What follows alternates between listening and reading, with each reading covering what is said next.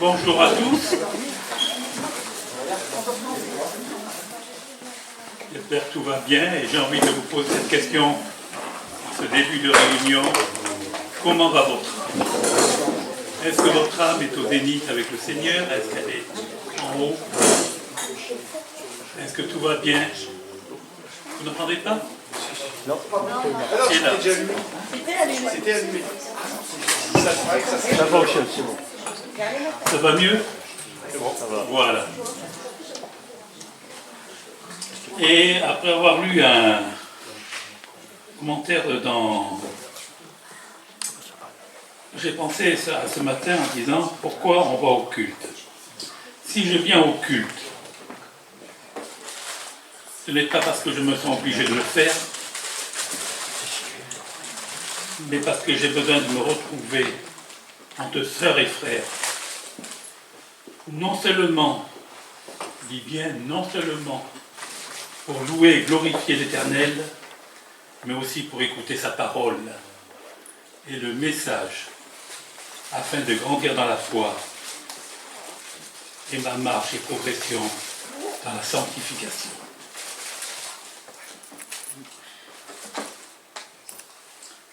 Le psaume 92 dit ceci: il est bon de te louer, Éternel, et de célébrer ton nom, très haut d'annoncer le matin ta bonté et pendant les nuits ta fidélité. Sur l'instrument dit corde, sur le luth et au son de l'harpe. Tu me réjouis parce que tu accomplis, Éternel, et je chante avec allégresse les œuvres de tes mains. Que tes œuvres sont grandes, Éternel, que tes pensées sont profondes. Et on va chanter ce cantique qui dit: il est beau de louer le Seigneur. Il est beau de chanter en l'honneur de ton nom, d'annoncer au matin ta bonté et pendant les nuits ta fidélité.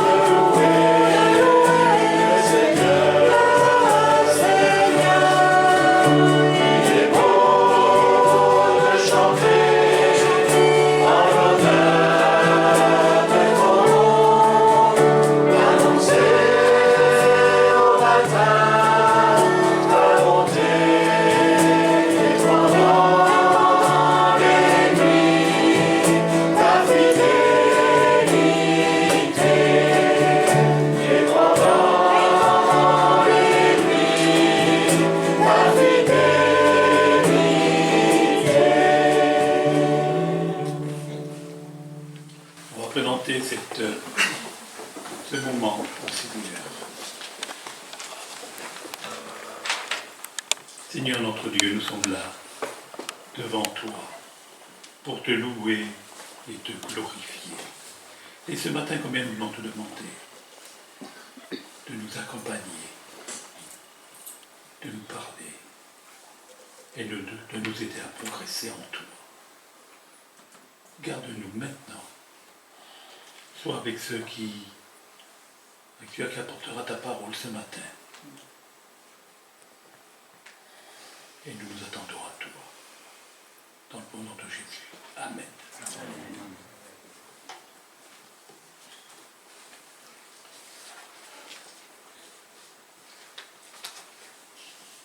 On va maintenant, on vous invite à chanter. Je ne sais pourquoi, dans sa grâce, Jésus m'a tant aimé. Pourquoi, par son sang, il efface ma dette, mon péché. Mais je sais, c'est une certitude, c'est plus qu'une assurance, c'est une certitude. Mais je sais qu'en lui j'ai la vie. Il m'a sauvé. Dans son amour et gardé par sa main meurtrie, j'attends l'heure de son retour.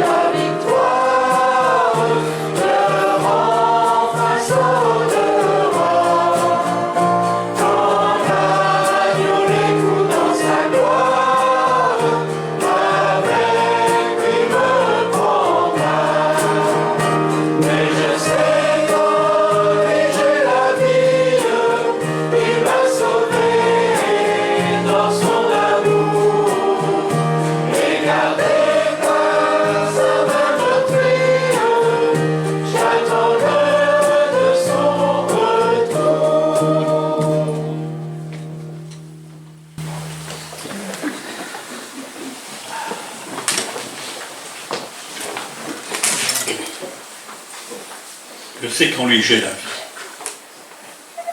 Et on va avoir maintenant un moment où on va pouvoir le louer et le remercier parce qu'il nous a donné la vie. Par sa mort, il nous a sauvés, il nous a libérés.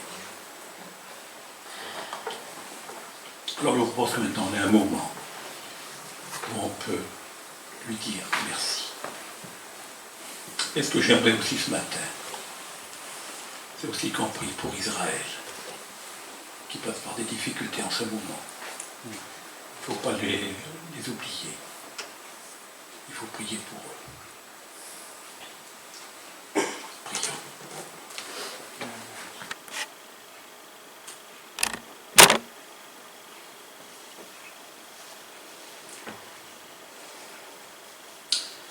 Au psaume 138, il est dit: je te célébrerai de tout mon cœur, je chanterai tes louanges de mon Dieu.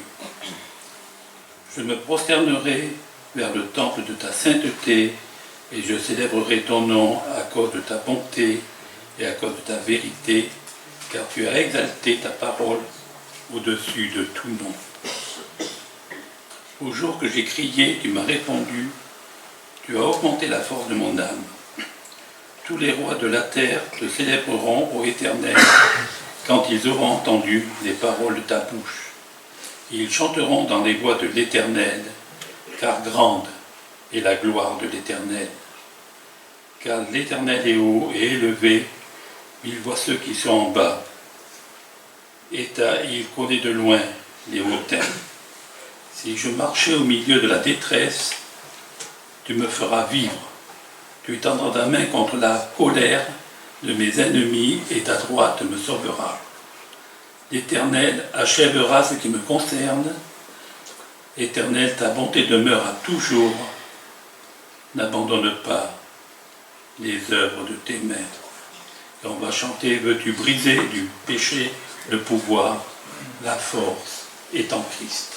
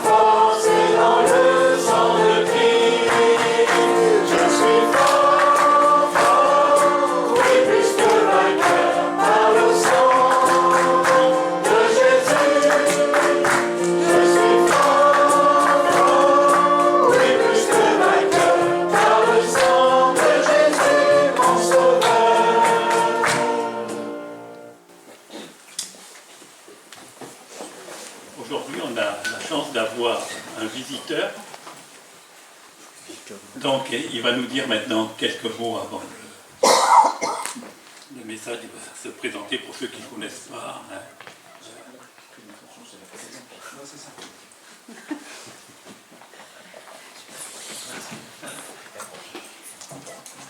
Voilà, bonjour. Donc Pierre, c'est ma troisième visite à Petite Sainte, mais je ne sais pas qui est-ce qui était là, parce que ça remonte au mariage de Franck et Flavie. Et puis j'étais venu aussi pour un week-end, mais c'était aussi du temps des cailles.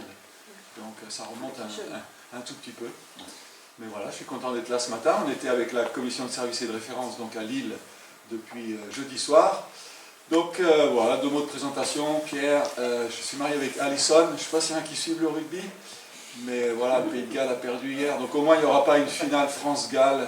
C'est toujours des moments difficiles pour nous à la maison. Mais voilà, j'espère surtout que la France sera. Bref. Donc on habite à Valence. J'ai 2 filles. J'ai une fille qui habite pas très loin d'ici, en fait, à vol d'oiseau, puisqu'elle habite à Londres. C'est ma deuxième, Sarah. Et puis l'aînée, Léa, ils habitent à Lyon. Et on a 2 petits-enfants. Les plus beaux du monde, j'ai les photos aussi. Sur parole. Mais voilà, donc on a la joie d'être papy et mamie, et ça c'est vraiment quelque chose de super. Je travaille à plein temps pour l'Union d'Église, ça fait une quinzaine d'années maintenant en tant que secrétaire général, et pour quelques mois encore, puisque je déposerai mon mandat au mois de mai. J'estime que voilà, je l'ai fait assez longtemps, ça ne sera pas encore à la retraite, mais j'aurai plus les responsabilités nationales. Et puis je fais partie de la commission de service depuis 26 ans. Donc voilà, tout ça, ça va s'arrêter aussi. Peut-être quelques nouvelles par rapport à l'Union. Il y a beaucoup de choses encourageantes. On est encouragé par le travail parmi la jeunesse et puis le travail aussi, l'implantation d'églises, qui sont des choses qui nous réjouissent, mais avec aussi peut-être des préoccupations par rapport aux vocations. Ce n'est pas quelque chose qui est propre à notre famille d'église, mais au niveau du CNEF, on a estimé qu'il faudrait former 1000 ministres du culte dans les 10 prochaines années, simplement pour remplacer ceux qui partent à la retraite. Donc voilà, il y a le défi de la formation et des vocations. Donc voilà, si vous pouvez prier pour ça, et certainement trouver d'autres modèles aussi de gouvernance d'église pour répondre à la croissance des églises. Et puis l'autre domaine, c'est aussi les églises en elles-mêmes. Voilà, si on est content de voir de nouvelles églises s'implanter, voilà, les églises ne grandissent pas. Alors qu'est-ce que ça veut dire, hein, grandir? Mais en tout cas, voilà, quand on parle de bonne santé d'une église, on se rend compte que je dirais qu'il y a au moins 50% de nos églises CAF qui vont pas très bien.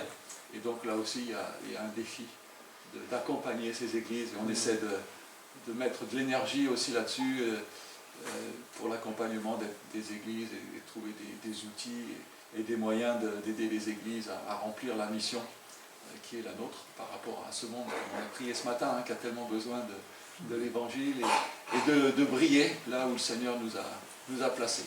Voilà, merci de prier pour nous aussi à la commission de service. Il y a des renouvellements, je suis content. J'ai 26 ans de commission de service, je pense que j'ai vu 2-3 générations de membres de la commission de service, mais je suis vraiment encouragé par les nouvelles personnes qui arrivent à la commission. Là, il y a une belle équipe qui se met en place avec de l'énergie, avec de la jeunesse, donc ça c'est vraiment chouette. Mais bon, merci de prier pour la direction de l'Union aussi, c'est beaucoup de défis. Voilà, je vous souhaite un bon culte et puis à tout à l'heure. Merci.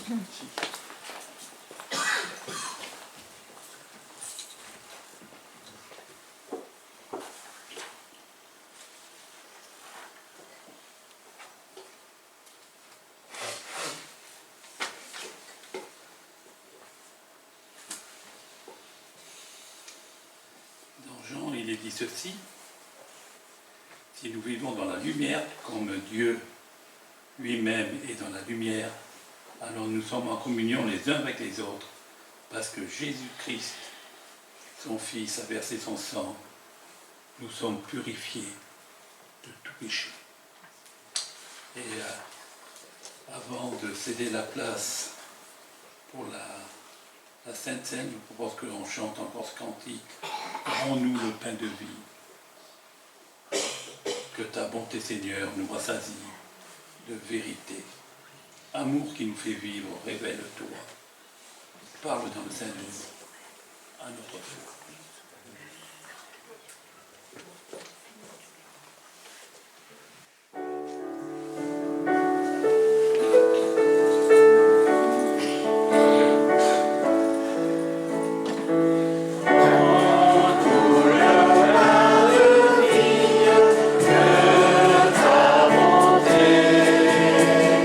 Seigneur, nous rassasie de vérité.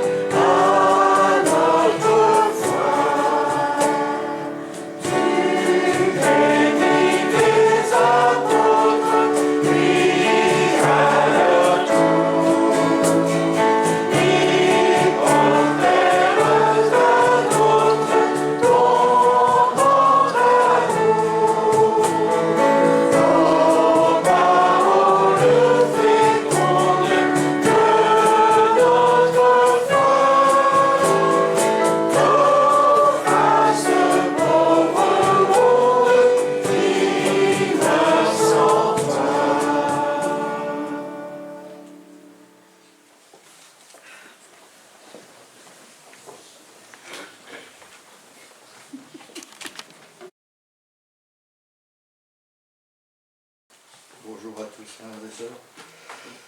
Ça va? Ouais. Faut pas lui taper dessus, pour rien faire. Pardon? Faut pas lui taper dessus quand même. Non, non, t'inquiète. Faut être devant. Voilà. Eh bien, c'est le moment de la scène, moment important. C'est un moment, c'est l'unité de la famille. Voilà. Nous sommes nombreux ce matin, c'est bien. Mais j'ai cette pensée, je me dis, c'est formidable parce que à cette heure, ici sur la place du Dunkerquois et dans l'Hexagone et même partout, il y a des chrétiens, des frères et sœurs qui célèbrent le nom du Seigneur, qui célèbrent sa victoire. Et c'est formidable. La scène, c'est le symbole de l'unité de l'Église, du corps de Christ. Ah, on a des retardataires. On va laisser faire. La scène nous révèle la grâce insoupçonnée de l'amour de Dieu. Ce rituel met Christ à l'honneur. Et ce matin, très rapidement, je voudrais parler de ce que nous avons, ces derniers temps, nous avons, c'est, comment dirais-je, Marc qui nous a parlé de Samuel et aussi du psaume 32. Et ces deux comment dirais-je, prédications font écho à ce que, en partie, la scène. Il y a dans 2 Samuel au chapitre 9, nous avons vu avec David, la bonté de David vis-à-vis de la maison de Saül. Et je suis toujours interpellé par ce personnage qui est Méphibosheth. Méphibosheth qui était le fils de Jonathan et le petit-fils de Saül. Et le roi David dit dans 2 Samuel au chapitre 9, il nous rapporte la bienveillance de David envers Méphibosheth. Au verset 9.3, oui, la version seconde nous dit, le roi dit, n'y a-t-il plus personne dans la maison de Saül pour que j'use envers lui de la bonté de Dieu. Et Méphibosheth, eh bien, j'aime ce nom, je ne sais pas exactement ce qu'il signifie, mais parce que bah, c'est un peu moi, quoi, c'est un peu chacun d'entre nous. Hein, il habitait dans la maison de Makir, qui était un bienfaiteur, et comment dirais-je, Makir, ça veut dire vendu. L'apôtre Paul nous dit que nous étions vendus. Hein, j'ai relevé, l'apôtre Paul nous rappelle, mais moi je suis charnel, vendu au péché, je suis comme un homme livré, lui-même vendu comme esclave au péché. Et dans Ésaïe, il est noté, vous avez été vendus à cause de vos fautes. Alors, bon, ce Méphibosheth, je ne vais pas m'étendre, mais ce que je sais, c'est qu'au verset 13, il y avait cette conclusion. Méphibosheth habitait à Jérusalem, car il mangeait toujours à la table du roi. Il était boiteux des 2 pieds, cela ne se voyait pas, puisque lorsqu'il était assis, ça ne se voyait pas. Mais c'est un peu notre état. Enfin, personnellement, on était, enfin, physiquement peut-être pas, mais on boitait, on était... Et le Seigneur nous a admis à sa table, et c'est ça qui est surtout important. Ce matin, le Seigneur nous invite à sa table. Au psaume 32, il est dit « Le bonheur du pécheur pardonné, la joie du pardon ». Au verset 1, il est dit « Heureux l'homme dont la faute est effacée et le péché pardonné. J'ai dit « Je reconnaîtrai devant l'Éternel les péchés que j'ai commis.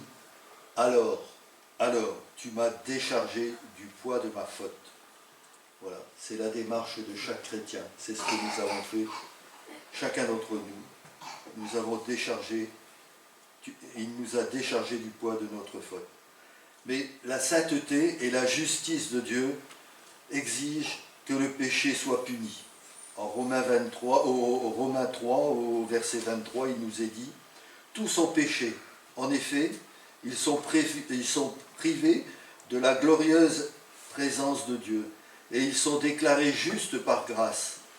C'est un don de Dieu, c'est un don que Dieu leur a fait par le moyen de la délivrance apportée par Jésus-Christ.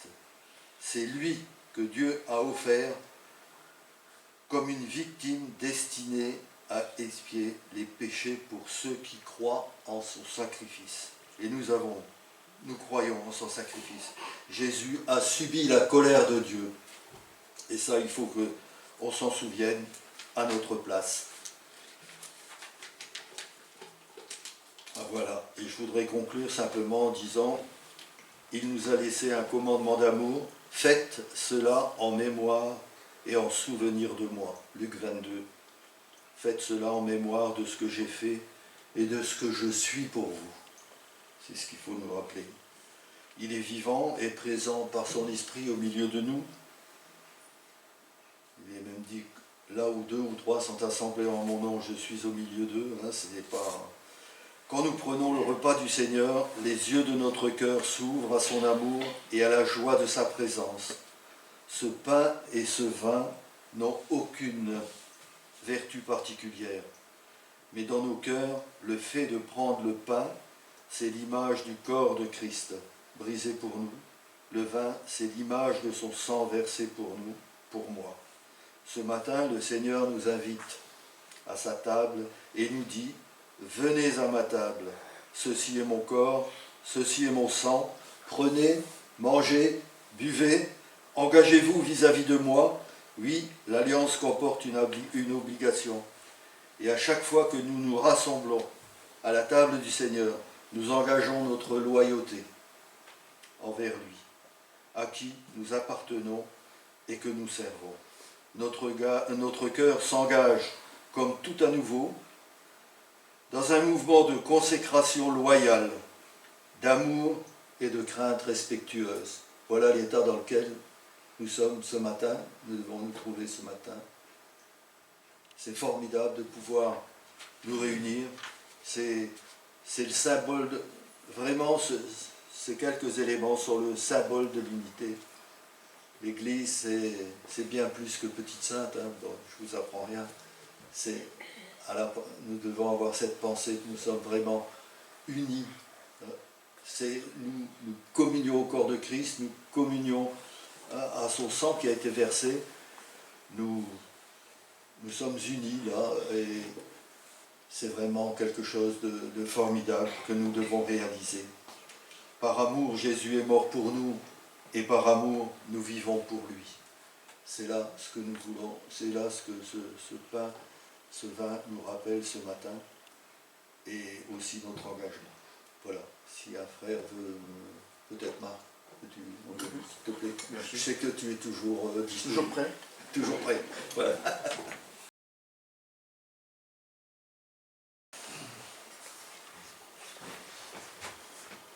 Quand notre service nous prive de la grâce.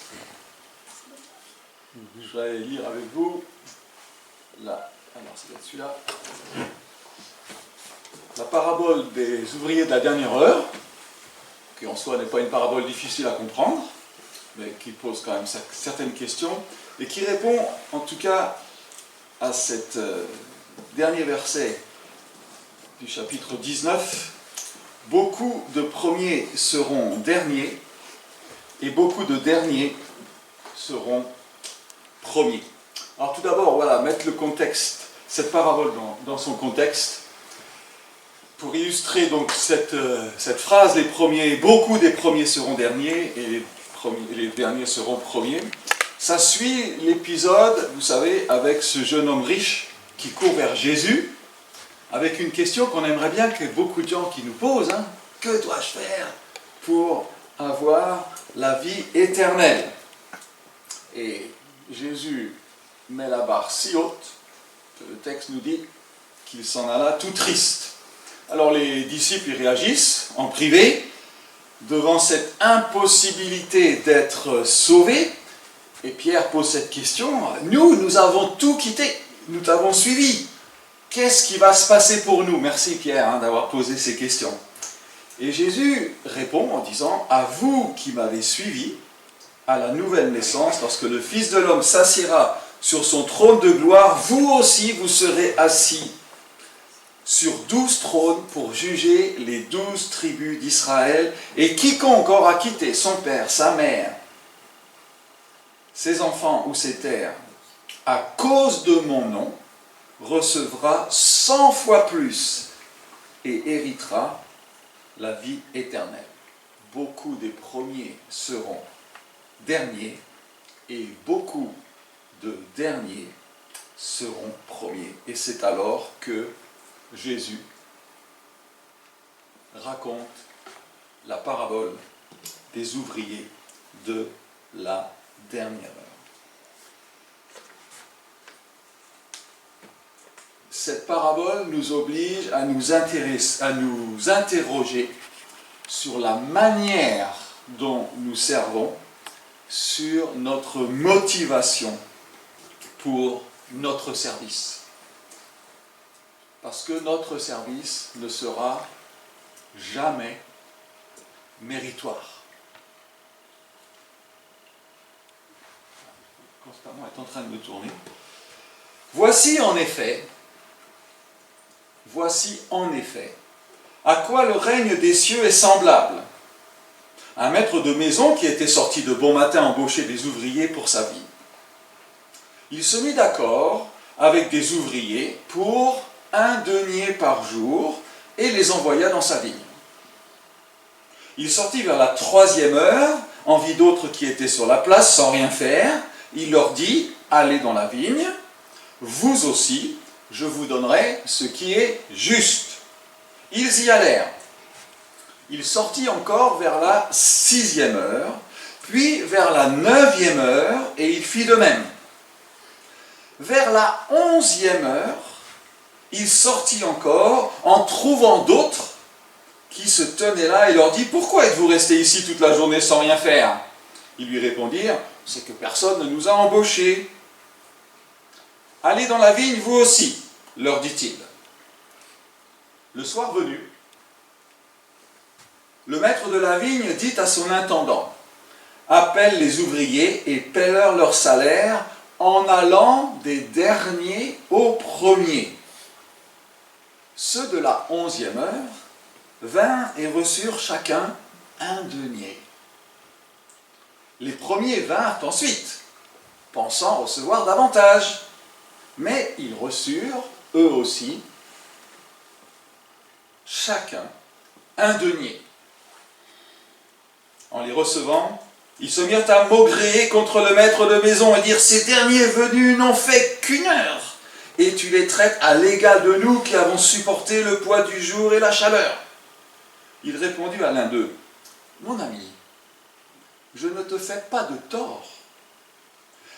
Ne t'es-tu pas mis d'accord avec moi pour 1 denier? Prends ce qui est à toi et va-t'en. Je veux donner à celui qui est le dernier autant qu'à toi. Ne m'est-il pas permis de faire de mes biens ce que je veux? Ou bien verrais-tu d'un mauvais œil que je sois bon? C'est ainsi que les derniers seront premiers et les premiers derniers. Je ne sais pas s'il y a des syndicalistes parmi vous. Mais là, il y a quelque chose à réfléchir quand même. Là, j'aime bien ces paraboles. Servir ne suffit pas. Oui? Dieu nous demande premièrement d'être fidèles avec ce qu'il nous a confié. Mais quand il illustre ce principe avec aussi 2 paraboles, on pourrait développer, parabole des talents, où le maître confie à chacun selon sa capacité. À l'un 5, à l'un 2, à l'un 1. Et les serviteurs, les ouvriers sont récompensés, sont loués sur la base de leur fidélité. ceux qui ont multiplié par 2 dans cette histoire. Et puis il y a la parabole des mines, on donne la même chose à chacun, on n'a pas les mêmes résultats, mais encore une fois, une évaluation qui est faite non pas sur la quantité, mais sur la fidélité. Et puis notre motivation, n'est-ce pas? C'est l'amour. Oui. Chapitre 13, suite au chapitre sur les dons, aspirez aux dons les meilleurs, je vais encore vous montrer la voie par excellence. Vous pouvez avoir les dons surnaturels, vous pouvez avoir la connaissance, la foi, la générosité, et même subir le martyre. Si je n'ai pas l'amour, cela ne sert à rien. Ça vaut le coup d'y réfléchir quand même. Ça serait trop bête, n'est-ce pas? Oui? Je ne sais pas si vous me suivez là. C'est Don Carson qui a écrit cette équation. Voilà, on a fait sortir les enfants, donc tout va bien. 5 moins 1 égale 0. 0. Pardon? Non, je dis 8, 11 et 5, 21. Si je n'ai pas l'amour, cela ne sert à la motivation. Le pourquoi je fais les choses. Nous aimons Dieu parce qu'il nous a aimés le premier. Paul nous dit que c'est l'amour de Christ qui nous presse. Donc on va parler du test de notre motivation. Alors je disais, cette parabole, elle n'est pas bien compliquée. Bon, moi je suis passé d'ingénieur, j'aime bien les tableaux Excel. Voilà, un petit récapitulatif, ok. Mais on a un patron qui embauche. Et nous, ça se passe au kebab avec la camionnette maintenant. Hein. T'as le gars qui vient embaucher, j'ai besoin de 5 ouvriers pour la journée. Alors c'est des embauches décalées. Moi, voilà, dans mon esprit tordu, je me dis quand même, bon, il vient à 6h du mat.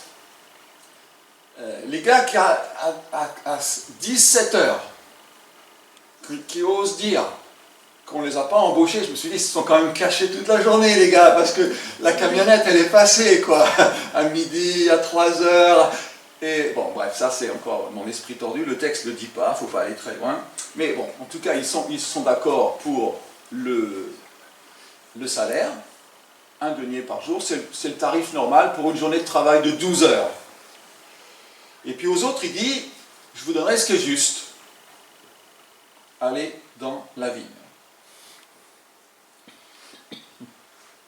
Où ça se complique, c'est au moment de la paye. Vous aurez remarqué que l'intendant, que le maître dit à l'intendant, donne-leur leur salaire en commençant par les derniers, parce que s'il avait commencé par les premiers, il n'y a pas d'histoire. Les gars, ils sont partis avec leur denier, ils sont contents. Mais là, il fait exprès de dire, commence par les derniers, n'est-ce pas?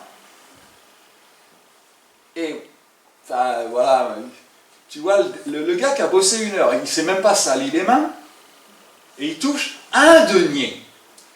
Vous pouvez imaginer aisément le sourire du premier.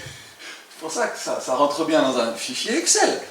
1 heure, 1 denier, 12 heures, 12 deniers. C'est logique. Moi, j'ai gagné en 1 jour ce que j'aurais dû gagner en presque 2 semaines. Sauf que... C'est pour ça que j'ai calculé le taux horaire, quoi. Mais ça ne fonctionne pas, le taux horaire, n'est-ce pas? On remarque bien que la motivation des ouvriers, la préoccupation des ouvriers, c'est pas tant la générosité. Ils dilapident son genre. Vous voyez, ils sont pour se dire, non, t'es un mauvais gestionnaire, c'est pas comme ça. Non, c'est pas ça. On voit bien que la préoccupation, elle est perso. Et puis, bon, bah, si lui, il vaut 1 denier, moi, je vaux forcément plus. Enfin, c'est normal, quoi. Moi, j'ai fait tout le boulot. Moi, j'étais debout à 5 heures pour être au bureau à 6 heures. Moi, j'ai fait ce qui était bien, n'est-ce pas? N'oubliez pas, hein, voilà, on essaie de trouver la clé, les premiers seront derniers. Donc on voit que quand même dans cette parabole, cette première lecture nous dit qu'on ne sera pas classé en fonction du temps de travail. Et que quelque part, la grâce de Dieu nous rend tous ex aequo. Et pourtant, il y a bien une question de rétrogradation. Premier et dernier. Qu'est-ce qui fait? Alors vous avez quand même remarqué que beaucoup des premiers, pas tous, j'espère que ce message ne sert à rien pour chacun d'entre nous ce matin, si on ne fait pas partie des beaucoup. Mais il est bien question de la motivation. Parce que, encore une fois, si les derniers ne sont pas payés en premier, il n'y a pas d'histoire. Et c'est leur réaction qui explique le fait qu'ils deviennent derniers. Les derniers ont moins travaillé, c'est un fait. Et c'est pour ça que j'ai commencé en disant que, en matière d'héritage de la vie éternelle, notre service ne sera jamais méritoire, ne sera jamais basé sur ce que nous faisons. Rien de ce que nous faisons, ou d'ailleurs que nous ne faisons pas, ne peut changer notre statut d'enfant de Dieu. Et pour que la grâce soit grâce, il faut qu'il y ait offense, n'est-ce pas? Si tout le monde commence à 6 heures du mat', il n'y a pas de problème, n'est-ce pas? Il n'y a pas d'histoire non plus. Mais ça, c'est le monde des bisounours. Ce n'est pas la réalité. Pour qu'il y ait grâce, il faut qu'il y ait offense. Et en offrant sa grâce aux autres, Dieu étend sa bonté envers tous. La grâce n'est pas proportionnelle. Et voyez, c'est la manière dont on réagit à ce genre de situation qui nous permet de nous faire réfléchir sur nos motivations, sur notre réelle appréciation de la grâce de Dieu. Alors voilà, on pourrait disserter sur la motivation des travailleurs de la première heure. Est-ce qu'il y a de l'orgueil? Est-ce qu'il y a de la compétition, de la cupidité, de la jalousie? Mais en tout cas, cette histoire nous montre que peut-être beaucoup de nos œuvres, eh bien, que nous pensons mériter quelque chose, auront peu de valeur lorsqu'elles seront évaluées par le Maître.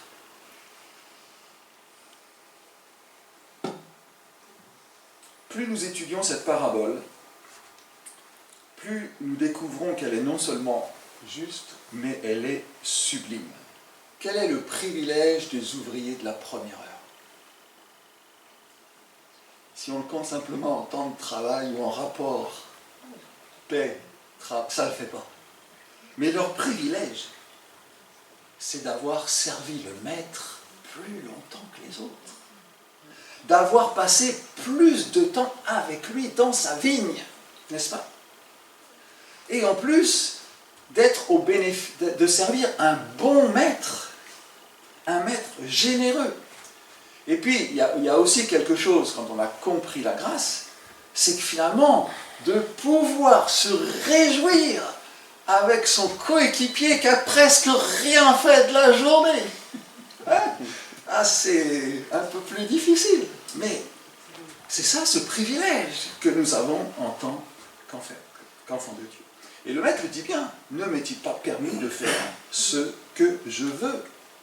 Ou vois-tu d'un mauvais œil que je sois bon?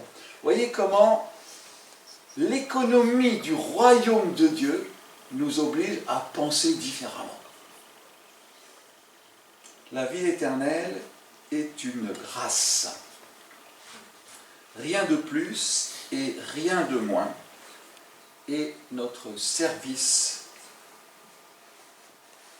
n'a aucune influence sur cela. tant que nous restons... Ah ouais, le bon maître. Tant que nous restons sur le faire. D'ailleurs, c'était la question, on y reviendra, du jeune riche, du jeune homme riche. Que dois-je faire? Et il l'appelle bon maître, n'est-ce pas? Et vous avez remarqué, voilà, je n'ai pas le temps de m'étendre sur ces, mais que Jésus ne répond absolument pas là-dessus. Mais si on ne garde pas à l'esprit que nous servons un bon maître, alors ça va être difficile de comprendre la grâce. Et là, vous savez, je trouve que peut-être, plus on est vieux, plus c'est compliqué. Vieux dans la foi. Les jeunes chrétiens n'ont pas, ils sont tellement émerveillés par la grâce de Dieu, n'est-ce pas? Mais je constate qu'après des années de service, après avoir longtemps travaillé dans la vigne, eh bien, on a un peu plus de mal à se réjouir vis-à-vis de ceux dont on pense qu'ils pourraient faire plus. Et on voit comment cela entraîne une rupture, c'est clair dans le texte. Hein, l'attitude des ouvriers de la première heure vis-à-vis des ouvriers de la dernière heure. Je vaux plus que lui, c'est pas juste. Et puis, ce maître aussi, ils s'en prennent au maître. Rupture de relation. Vous voyez comment cette distorsion de la grâce, cette incompréhension de la grâce, séparée de la bonté du maître, va influencer nos relations humaines. Dans l'histoire des deux fils, une autre parabole, parce que le fils perdu n'est pas celui qu'on croit. Le fils perdu, c'est le deuxième. Et la réaction, alors que le père le supplie de venir faire la fête, parce que celui qui était perdu est retrouvé, pour la première fois de sa vie, il va désobéir à son père. Avec quel argument? Cela fait tant d'années que je travaille pour toi.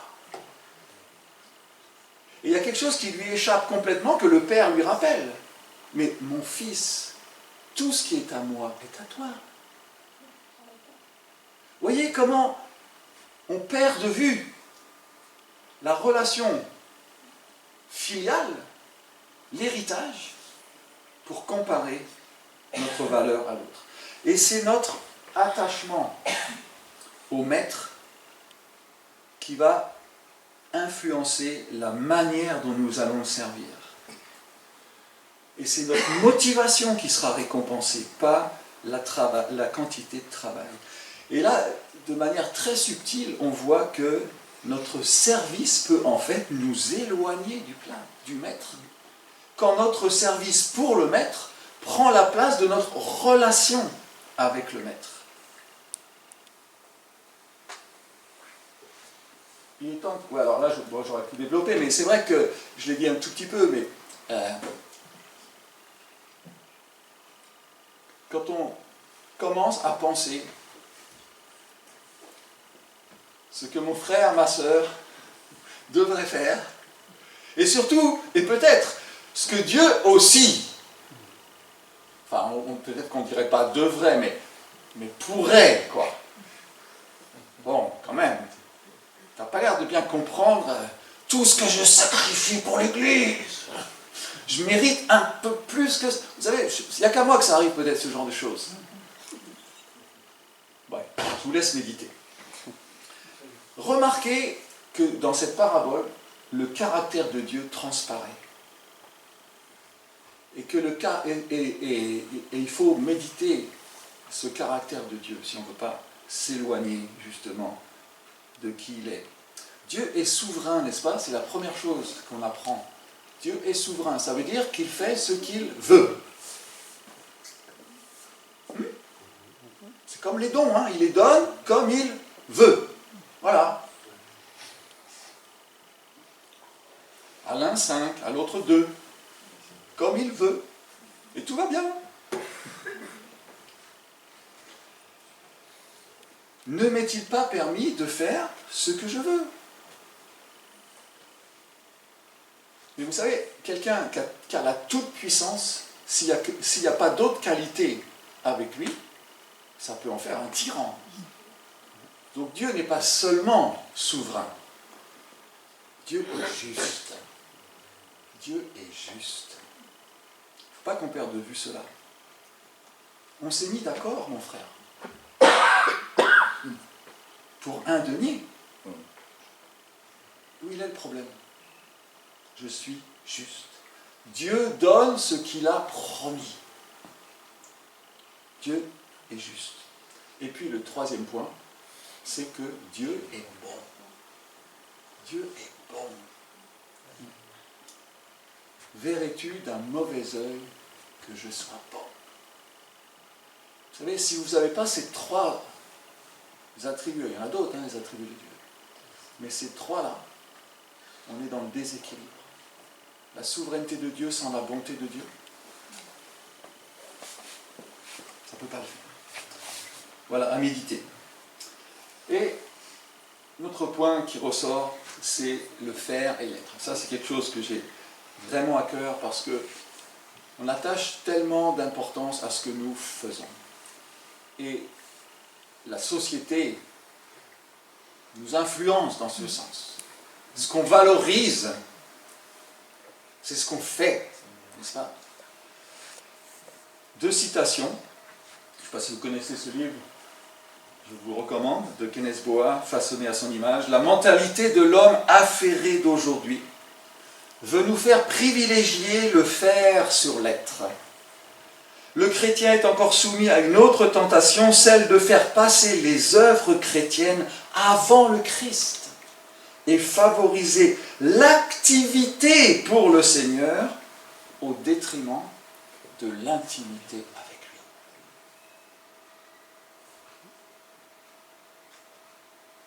John Carson, la prière renouvelée. Si tu n'as pas le temps de prier, il y a quelque chose qui ne va pas dans ta vie. Oswald Chambers,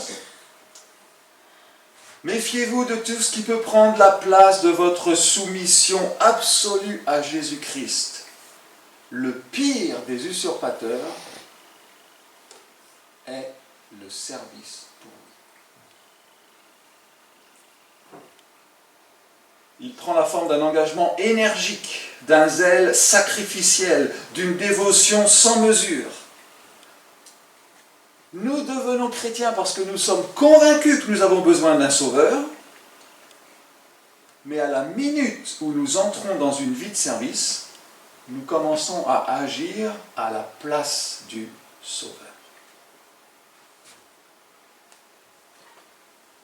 Cette parabole répond à la question du jeune homme riche, chapitre 19, verset 16. Maître, que dois-je faire de bon pour avoir la vie éternelle?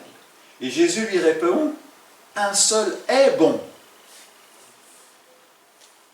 Alors, il omet de citer les premiers commandements qui ont trait à la relation entre Dieu et l'homme, n'est-ce pas? Tu voulais savoir ce qu'il faut faire? Et il lui donne la suite des commandements. Oh, mais ça, trop facile. Je fais ça depuis que je suis né. C'est certainement vrai. C'est un bon gars qui suit scrupuleusement, mais sans relation avec le maître. Alors Jésus lui dit, voilà, ok, pas de problème. Vends tout ce que tu as, donne-le aux pauvres, et suis-moi. Et tu auras un trésor dans le ciel. Ah bah ouais, mais... Tant que nous raisonnons avec le faire, il nous sera impossible d'acquérir la vie éternelle. Le prix à payer est impossible. Et donc les disciples le comprennent bien. Ils commencent à paniquer. Qui donc peut être sauvé? Et Jésus, vous savez, c'est l'histoire du chameau et de l'aiguille, là. Bon, on a essayé de trouver une explication bidon avec la petite porte dans la muraille. On n'a aucune preuve de ça. C'est juste, voilà, c'est l'image, quoi. Tu prends un chameau, tu prends une aiguille. Impossible. Impossible, c'est tout, quoi. Et d'ailleurs, les disciples comprennent bien. Il ne faut pas essayer de se dire, ah, il faut que je sois tout petit, petit, petit. Non, même tout petit, petit, ça passe pas. C'est impossible. Qui donc peut être sauvé? Et Jésus dit, pour absolument pas les rassurer, pour les humains, cela est impossible. Et donc nous avons tout quitté, et c'est là que le vocabulaire est important. Nous avons tout quitté pour te suivre. Et Jésus répond, à vous qui m'avez suivi, quiconque aura quitté à cause de mon nom, et il n'aura pas la vie éternelle, il héritera la vie éternelle. Notre problème, ou le problème, c'est qu'on peut servir sans suivre. On peut quitter, mais pas à cause de son nom.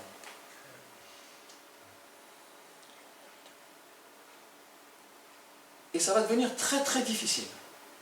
De plus en plus difficile. Et c'est là que peut-être,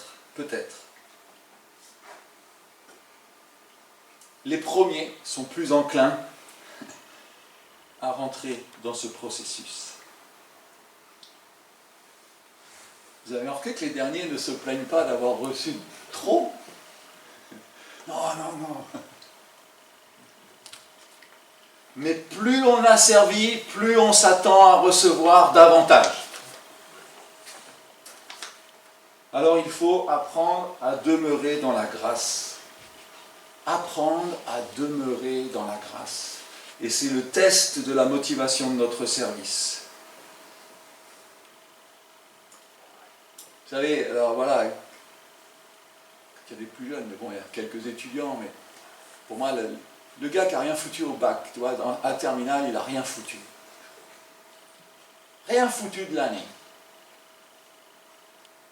Et au moment des résultats, le gars, il a mention très bien, alors que toi qui as bossé comme un malade, tu n'as même pas de mention. Et tu es tellement content pour lui. Vous voyez, on est en train de toucher cette réalité-là, quoi. Mais ça, c'est la grâce. Alors, je n'encourage pas à la paresse. Mais on a compris la grâce. La grâce n'est pas juste. La grâce ne rentre pas dans le classeur Excel. La grâce, elle n'est pas juste. Parce que la grâce, c'est recevoir ce que nous ne méritons pas. C'est la définition de la grâce. La justice, c'est recevoir ce qu'on mérite. La miséricorde, c'est ne pas recevoir ce qu'on mérite. Mais la grâce, c'est recevoir ce qu'on ne mérite pas. Et donc, on demeure dans la grâce, et c'est un test. Quand je peux tellement me réjouir du fait que celui qui a travaillé moins reçoit autant que moi. Enfin, que celui qui a travaillé plus, pardon, je personnalise un peu trop. Dès qu'on commence à compter, à penser que notre service, quelque part, il est devenu méritoire. Et on perd de vue le pourquoi on sert. La motivation de notre service, c'est de servir un bon maître. La joie de servir le maître. Et il y a quelque chose que celui qui a servi à la dernière heure ne gagnera jamais, c'est d'avoir servi plus longtemps. Alors il y a un antidote à ce déclassement. Et je pense que c'est vraiment aussi important, c'est l'ordre dans lequel justement, qu'est-ce qui déclenche l'action chez nous? On est souvent, je trouve, enfin souvent, il ne faut pas que j'exagère, mais je trouve qu'il y a, voilà, des fois la culpabilité est un moteur, mais ce n'est pas le bon moteur. Le besoin. Il faut commencer avec la bonté de Dieu. Soyons toujours émerveillés par la bonté de Dieu. Ça, on ne l'a pas compris une fois pour toutes, ça, l'amour de Dieu.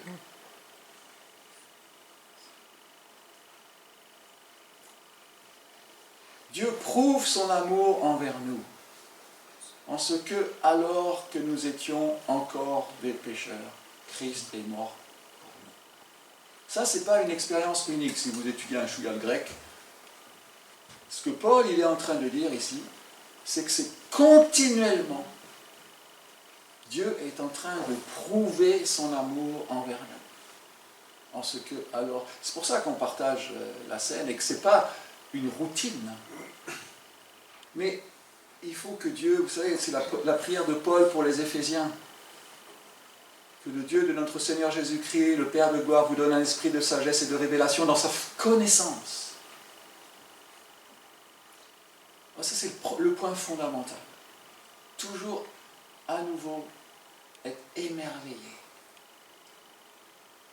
par la bonté de Dieu, le caractère de Dieu. Si on perd ça de vue, on court un risque. Ensuite, c'est la grâce de Dieu, qui est liée à la bonté de Dieu. Donc le premier point, la bonté de Dieu, c'est le caractère de Dieu. La grâce de Dieu, c'est sa motivation. Dieu est un Dieu qui donne. Un Dieu qui donne, un Dieu qui se donne et un Dieu qui pardonne. Ça commence à la Genèse, n'est-ce pas? Et jusqu'à l'Apocalypse. Notre Dieu est un Dieu de grâce. Notre Dieu est un Dieu qui donne. Et c'est ça qui nous dit, qui nous pousse à répondre à ce que Dieu donne. Et c'est comme ça qu'on commence à suivre le Maître. La première chose qui découle de cette révélation de qui il est, de la révélation, de l'émerveillement de sa motivation, c'est dire, mais je ne veux pas le quitter, un gars comme ça. Alors excusez-moi, un gars comme ça, c'est très familier. Mais je suis attiré par un tel Dieu. Et donc, ça me met en action pour le vivre. Et, évidemment, à partir du moment où je le suis, j'obéis. Je suis dans l'obéissance de mon maître. Mais voyez, si vous n'avez pas le... Alors c'est un quartet, pour le coup, dans l'ordre, là. Eh bien, je pense qu'on est à risque. Mais ce qui nous préoccupe souvent, d'ailleurs, vous voyez comment on commence à prier, ou ce qui nous réveille la nuit, c'est pas la bonté de Dieu, C'est ce que tu vas faire demain, c'est toutes les préoccupations, et qui sont là, qui sont réelles. Je ne dis pas que c'est pas réel, mais remettons les choses dans l'ordre. Conclusion. Avant de servir, il faut venir. Et continuer à venir. Souvenez-vous, les ouvriers de la première heure, ça fait longtemps qu'ils sont dans la vigne. Ce message est pour les vieux. Excusez-moi, je suis fait partie de cela. Mais vous savez, pour moi, c'est vraiment salutaire, ce genre de réflexion. Parce que je suis dans une position où c'est tellement facile pour moi de savoir ce que les autres devraient faire. Et il y a du boulot, Mais la joie du service, elle ne vient pas dans la distribution des rôles. Avant de servir, il faut venir et continuer à suivre. Il n'y a pas de bon service si on n'a pas une bonne relation avec le Maître. Et malheureusement, le danger, le risque, c'est ce que disait Oswald Chambers, c'est que notre service prenne la place de notre relation. Qu'est-ce qu'il faut faire pour porter du fruit quand on lit dans Jean 15? C'est quoi qui nous permet de porter du fruit? 3 fois, porter du fruit, beaucoup de fruits, encore plus de fruits.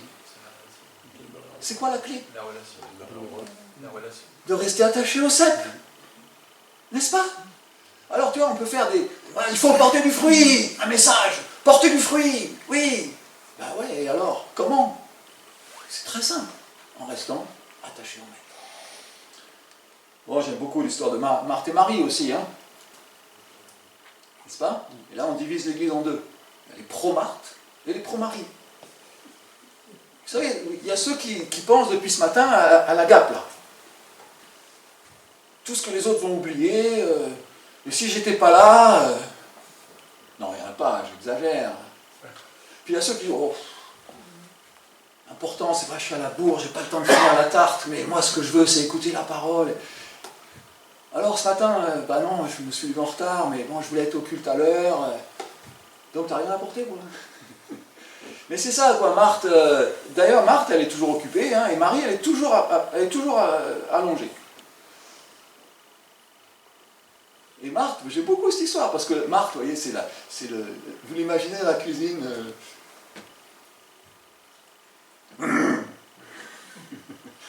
Il y a encore des monde à manger à midi. Heureusement que je suis là, hein, parce que sinon... Et tout ça, et t'as les couverts qui tapent de plus en plus fort, et...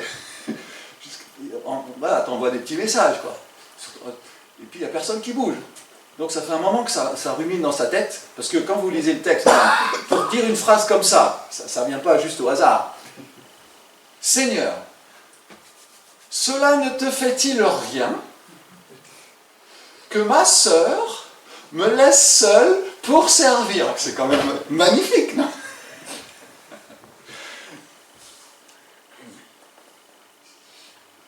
Et Jésus dit, alors il dit, Marthe, je pense qu'elle n'entend pas la première fois, donc Marthe, 2 fois, tu t'inquiètes, tu t'agites et tu t'inquiètes pour beaucoup de choses. Oui, mais qu'est-ce qu'il va manger à midi? Vous voyez, il y a un vrai conflit là.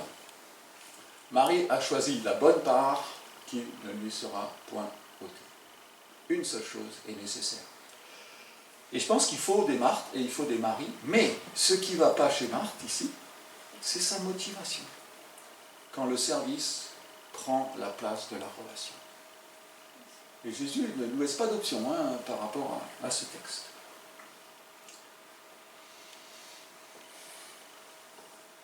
Vous êtes fatigué, vous êtes chargé.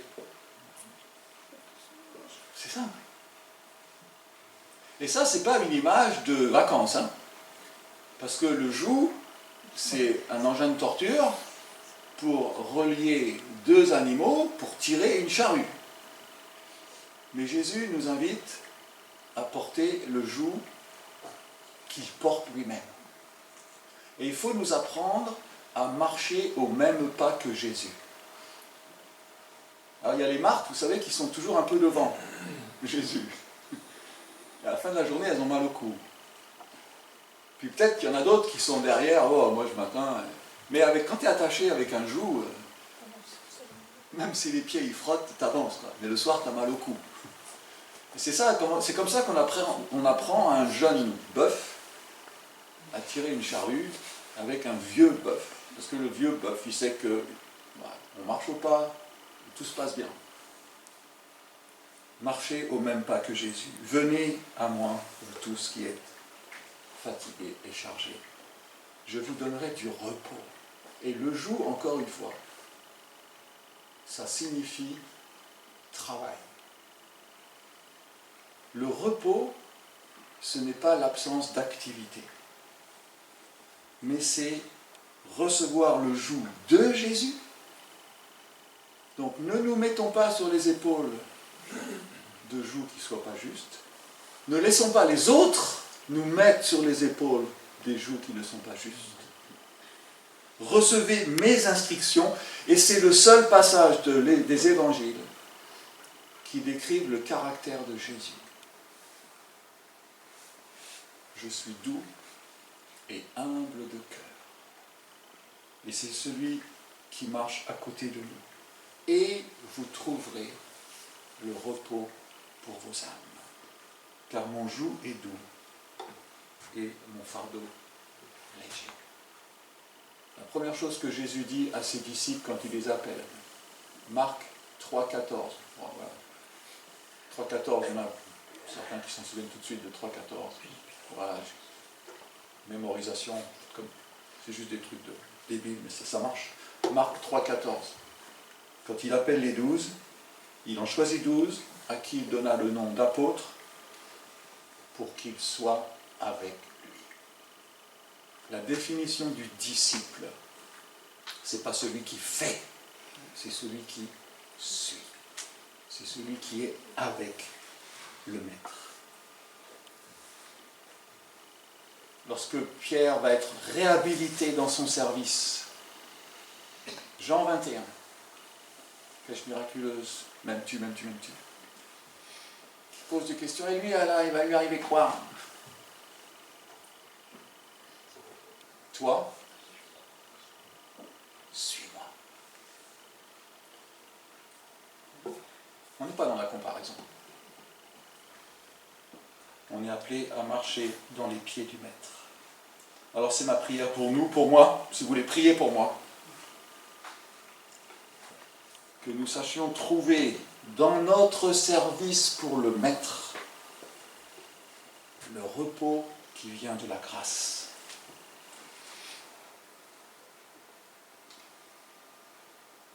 Puissions-nous le servir sur la seule base de sa bonté. On va prier.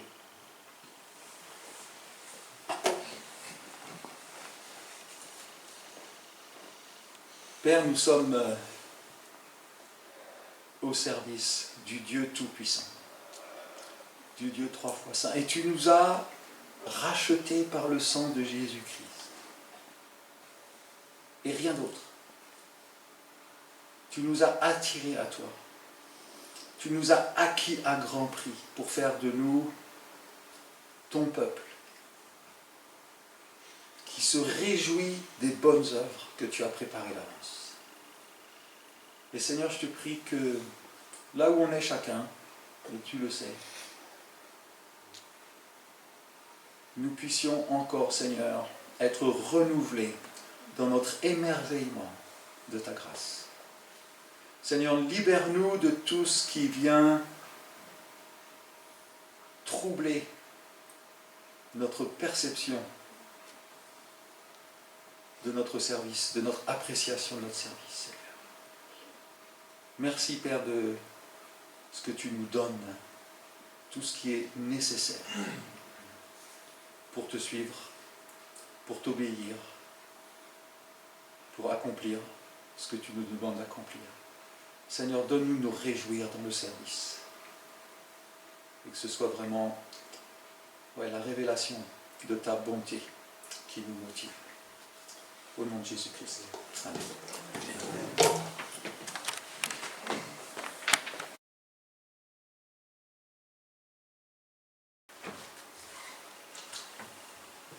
La grâce de Dieu peut aussi se manifester par la qualité des ouvriers que Dieu place à nos côtés et qui nous font regretter que les heures passent si vite. Merci Pierre de ta venue et de ce que tu nous as communiqué de la part du Seigneur. Mais aussi, moi depuis des années, je suis reconnaissant pour ce que la CSR accomplit et toi en particulier. Voilà, c'est... Merci Seigneur, c'est aussi un effet de sa grâce. Moi je suis très très reconnaissant. Et voilà, le regret que les heures passent si vite. Il faudrait que certaines journées durent plus que 12 heures, mais ça non plus ce ne serait pas juste. Alors les annonces de cette... J'ai dit une bêtise? Pas encore. Les annonces de cette semaine et des semaines à venir. Alors voilà, on va manger ensemble. Vous pourrez échanger avec Pierre. Moi, je suis content qu'il puisse y avoir ce temps aussi d'échange avec Pierre. Moi, je me réjouis de ce repas fraternel qui ne m'a pas inquiété du tout pendant la prédication. Et donc, cette semaine, on se rencontre d'abord les sœurs, lundi, chez Chantal. Donc à 14h30, donc groupe de dames, toutes les sœurs sont les bienvenues, je pense. Si vous ne savez pas où c'est, une sœur saura vous indiquer. Mercredi, on se retrouve ici pour prier. Ça nous a été d'abord à 19h30 pour un temps de prière jusqu'à 20h. Et puis à 20h, on va avoir ce webinaire qui devrait suivre, voilà, sur le webinaire du CNEF, hein, comment parler de sa foi au travail. Est-ce qu'on peut pas, qu'est-ce qu'on peut dire, qu'est-ce qu'on peut pas dire, à quel moment pas. Et donc voilà, je pense que c'est intéressant. Vous pouvez soit venir ici pour le suivre, ou vous pouvez vous inscrire pour le suivre depuis chez vous. Hein. Si la route est trop longue, n'hésitez pas. Hein. Voilà, sur le site du CNEF, j'ai fait suivre l'information et le lien. Voilà, ceux qui veulent nous rejoindre ici, bienvenue. Moi, je crois que c'est important hein, qu'on continue à être témoin partout où le Seigneur nous place et qu'on ne se laisse pas arrêter par des barrières soit fictives, hein, dans notre esprit on imagine, soit par des barrières qui nous sont imposées et qui ne sont pas justes. Voilà. Les anniversaires. Alors Brigitte, joyeux anniversaire. Et Alice. Elle n'est pas là, Alice? Non, elle n'est pas venue. Et tu l'embrasseras de notre part. Hein? Et voilà, Brigitte, elle est là pour pouvoir l'embrasser direct. Voilà. Donc le Seigneur vous accorde sa bénédiction. Voilà, pas d'annonce particulière. Je regarde. Voilà, je rappelle, nous les anciens, on se retrouve jeudi soir. Voilà, sachez que les anciens se retrouvent de temps en temps hein, pour voilà, échanger, prier, réfléchir, veiller à l'église. Donc voilà pour les annonces cette semaine. Des nouvelles particulières? Très bien. Alors encore, voilà. Merci Pierre d'être là, encore disponible hein, jusque vers 14h30. 15h15, c'est ça. 15h15, c'est facile à retenir ça. Hein. Voilà. Je te laisse finir.